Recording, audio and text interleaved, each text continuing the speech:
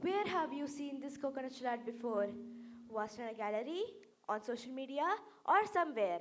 Put on the thinking caps. I see a very few hands, not many. Even my parents sitting right here didn't raise their hands. Will you believe if I say that everyone sitting here passed this coconut art to get it today?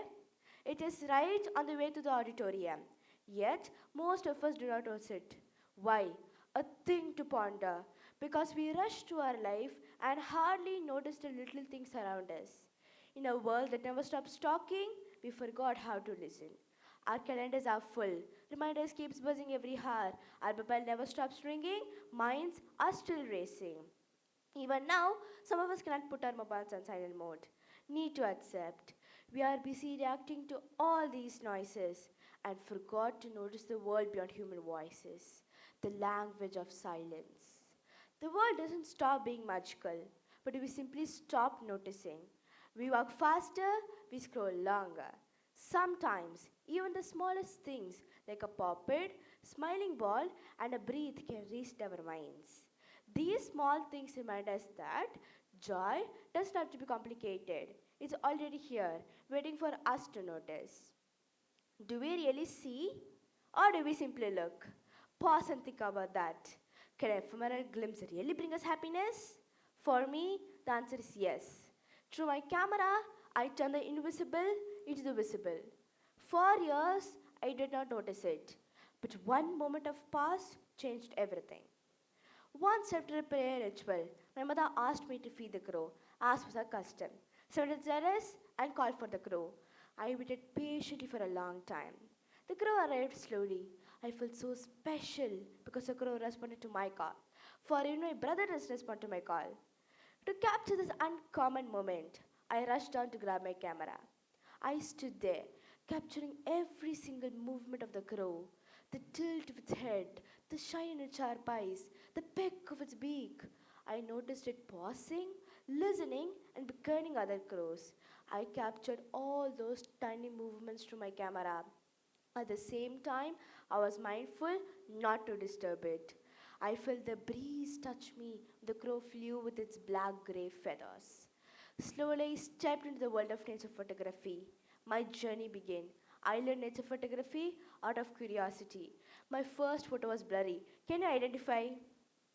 Oh, that is a crow wing. Through a lens, the crow is just about for me. It's a listener to my call. Listening has become an art here. Take a moment to look at this picture. Anyone here knows who he is? He is Vicky Roy. His story inspired me deeply. From being a rock picker to international photographer, his journey proved that patience is rewarded. If there is one silent enemy we all face today, it is stress. My stress has its own names: physics, chemistry, biology, and especially king of my stress, mathematics. I think my marks books are so stressed because it has more promise in it than solutions. Stress is universal and it has no age. I beat my stress to nature photography. Vicky Roy, he grew up in poverty, ran away from home at the age of 11, and worked as a rag picker on the streets of Delhi.